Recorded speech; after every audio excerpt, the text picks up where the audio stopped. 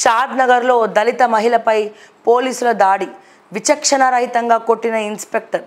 ఘటనపై విచారణకు సీఎం ఆదేశం. పోలీసులకు బాగా లాఠీలు ఈ చేతులు అనేవి బాగా దురదపెడుతున్నాయి అనుకుంటా. అసలు ఏందంటే నిజంగా చాలా బాధ అనిపిస్తూ ఉంది.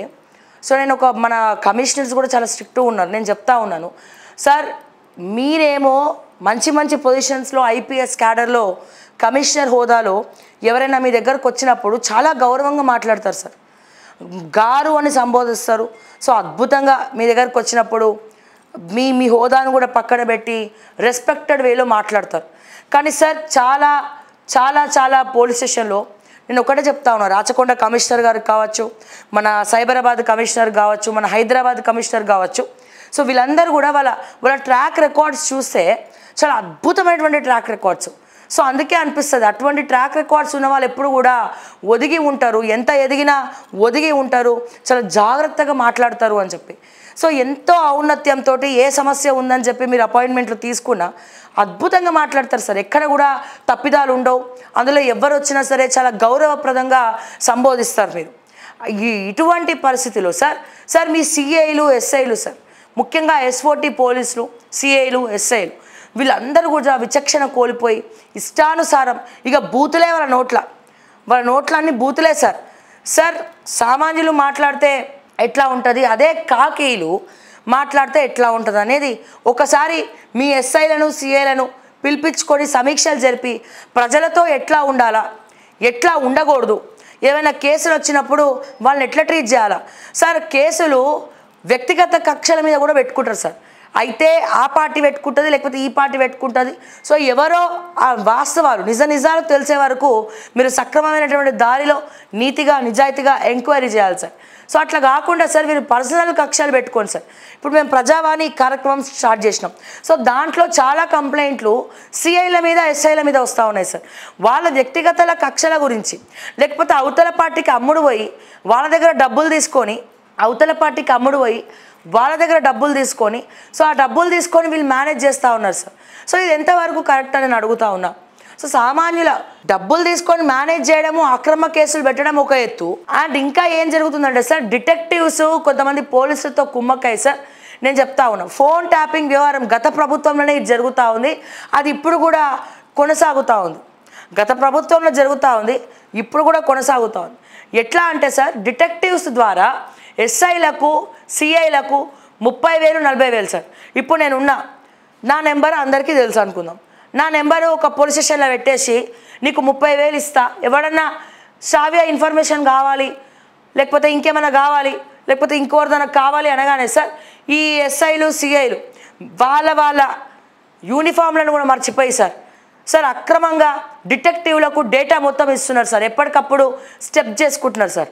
అట్లా కొంతమంది రౌడీ షీటర్లకు ఎవరైతే దాదాగిరి సెటిల్మెంట్లు చేస్తారో, ఎవరైతే కొంతమందికి తొత్తులు ఉన్నారో, లేకపోతే వ్యక్తిగత కక్షలు పెట్టుకొని ఉన్నవాళ్ళు, సో వాళ్ళకి ఇంత డబ్బులు పడేసి సార్ దయచేసి ఇది జరుగుతుందా లేదా కమిషనర్లు కావచ్చు, మన తెలంగాణ రాష్ట్ర డీజీపీ గారు కావచ్చు, మీరందరూ తగిన చర్యలు తీసుకోండి. లేకపోతే ఇంటెలిజెన్స్ నిఘా పెట్టండి. మీరు ఏం చేస్తారనేది ఇక మీ పెద్దలకే మేము వదిలేస్తున్నాం సార్. బట్ వెనకపోండి సార్, ఎస్ఐలు సిఐలు ఎస్ఓటీలు చేసే మెయిన్ దందా, మెయిన్ రెవెన్యూ ఇదే సార్. ఇప్పుడు పోయి ఆఖరికి సార్ కమిషనర్ గారు నెంబర్ ఇచ్చి సార్ మీరు పోయి లిస్ట్ తీసుకురండి, డేటా తీసుకురండి అంటే కూడా మీ డేటా కూడా ఇస్తారు సార్ వాళ్ళు. పాయింట్ నెంబర్ 1, ఇట్లా విచక్షణ కోల్పోయి సార్ దళిత లేకపోతే ఏదైనా పక్కన పెడితే అసలు మహిళ మీద కొట్టడం ఏంటి సార్, చేయి చేయడం ఏంది? సో ఎటువంటి ఆర్డర్స్ లేకుండా ఆమె ఏమైనా క్రిమినలా, లేకపోతే ఏమైనా దొంగతనం చేసిందా, లేకపోతే ఇంకేమైనా పిచ్చి పని చేసిందా sir, what ever it is, చేయి చేసుకోవడం అనేది, బూతులు మాట్లాడడం అనేది చాలా తప్పు. మహిళల మీద చేయడం తప్పు, అసలు ఎవరి మీదైనా చేయడం తప్పు. అసలు విచక్షణ కోల్పోయి ప్రవర్తించడం, అందులో దళిత మహిళ మీద కొట్టడం అనేది ఇంకా ఘోరమైనటువంటి తప్పు. మరి ఇప్పుడు ఏం చేస్తారు సార్, చర్యలు తీసుకుంటారా? ఎస్ఐ మీద అట్రాసిటీ కేసులు పెడతారా? సో సస్పెండ్ చేసి పడేస్తారా? సో దయచేసి ఇప్పుడు మొన్న కూడా మీరు చూసినారు, కొన్ని వీడియోలు కూడా వైరల్ అయినాయి. సో ఇష్టం వచ్చినట్టు విచక్షణ కోల్పోయి ఎస్ఐలు సిఐలు బూతులు మాట్లాడుతూ ఉన్నారు, ఇష్టం వచ్చినట్టు బూతులు మాట్లాడుతూ ఉన్నారు. అంటే ఒక పోలీస్ ఆఫీసర్ని చూసి సెల్యూట్ కొట్టేలాగా ఉండాలి సార్, రియల్ హీరో అనిపించుకోవాలి సార్. ఇటువంటి పోలీసులను చూసినాం తెలంగాణలో. అట్లనే కొంతమందిని దత్తత తీసుకొని సార్ గ్రూప్స్కి లేకపోతే ఈ కాంపిటేటివ్ ఎగ్జామ్స్కి కూడా ఒక సర్కిల్ ఇన్స్పెక్టర్ గారు మళ్ళీ బాగా వాళ్ళని చేరదీసి చదివిస్తున్నారు సార్. ఇటువంటి సిఐలు కూడా ఉన్నారు సార్. సార్ వీళ్ళని చూసి మనం నేర్చుకోవాలా? సో దయచేసి మీరు ఒక ఐపీఎస్గా మీరు మాట్లాడినటువంటి లాంగ్వేజ్లు ఎట్లా ఉన్నాయి, సో మీరు ఏ తీరుతో మీరు వ్యవహరిస్తూ ఉన్నారు, అండ్ వీళ్ళు గ్రౌండ్లో ఉన్నటువంటి ఎస్ఐలు, ఎస్ఓటీలు, సిఐలు ఏ తీరుతో వ్యవహరిస్తూ ఉన్నారు. ఇష్టానుసారం సార్, ఎట్లా పడితే అట్లా మాట్లాడడం. పాయింట్ నెంబర్ 1, ఎట్లా పడితే అట్లా కొట్టడం. అండ్ అట్లనే వ్యక్తిగత కక్షల పైన అవతల పార్టీ దగ్గర కొంచెం డబ్బు ఇవ్వగానే అమాయకుల మీద కేసులు పెట్టి ఉల్టా వీళ్ళని బెదిరించి వీళ్ళనే పంపించడం సార్. కేసు వరకు తీసుకురాకుండా వాళ్ళకు అనుకూలంగా ఉన్న వాళ్ళని కాపాడడం సార్. సార్ చాలా నియోజకవర్గాల్లో ఇట్లా జరుగుతూ ఉంది. అండ్ అట్లనే డిటెక్టివ్లతో కుమ్మక్కై ఆ డిటెక్టివ్ల ద్వారా ఎవరిదన్నా 30,000 40,000 ఎస్ఐకో సిఐకో ఇస్తే సార్, లేదా ఎస్ఓటీ పోలీసులకో ఇస్తే సార్, వాళ్ళు డేటా మొత్తం అమ్మేస్తున్నారు సార్. డేటా మొత్తం ఒక పర్సన్కి తెలియకుండా గవర్నమెంట్లో ఉన్నటువంటి మీకు కూడా ఎటువంటి అధికారాలు లేవు.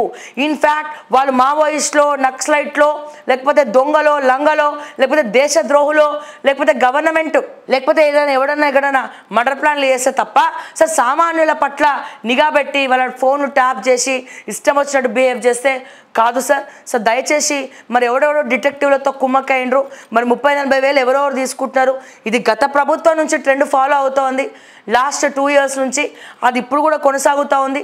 సో మీరు యాజ్ ఎ కమిషనర్స్గా ఒక డెసిషన్ తీసుకొని మరి దీని గురించి ముందరికి తీసుకెళ్ళాలని చెప్పి నేను కోరుతా ఉన్నాను.